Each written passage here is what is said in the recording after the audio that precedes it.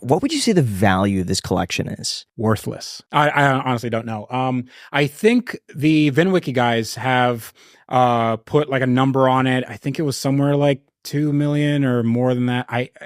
It's probably more than that because the P1 alone is, I mean, I paid $575 for it, but now it's famous, you know? So now it's probably worth $576. So that's what we call profit. Good ROI. It's really good ROI. Spend $575,000 and now you make $1,000. That's good. What started your obsession with cars? Honestly, I was just like a kid that loved to take stuff apart, put them back together.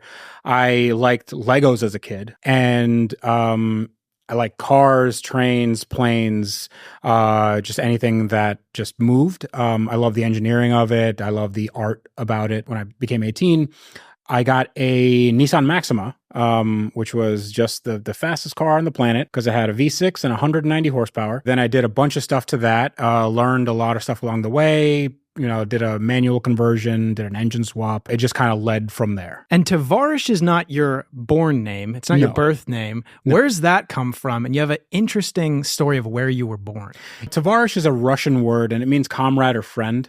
And I came up with it when I was 12, and I couldn't think of anything more clever. So I was originally born in Russia, essentially the Soviet Union. So I was born in 87. And I came over to the States in 1990 when everything started, falling apart. Russian is my first language. It was just a part of my identity. And Tavarish was just a thing that I felt I could carry as a moniker. But it's phonetically spelled incorrectly from what it would be like in Russian. So in Russian, it would be Tovarisch if you were to spell it phonetically. But I wanted to put a little bit of a spin on it.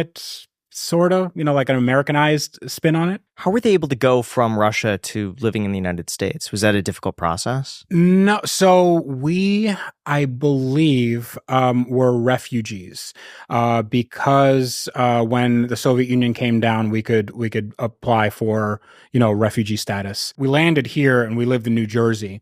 And my mom she became like a bank teller. And then my dad got any job that he could, which included like cleaning toilets and, basically making ends meet. So we essentially lived in a housing development, which I've said was like projects before. Let's say it's project adjacent.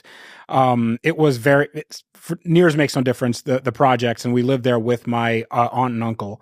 And we lived in a small room in their apartment until we can get our own apartment, which wasn't really much better, like down the street. And then from there, my parents just worked and worked and worked and worked. And then they could afford their own house, which is where they live today.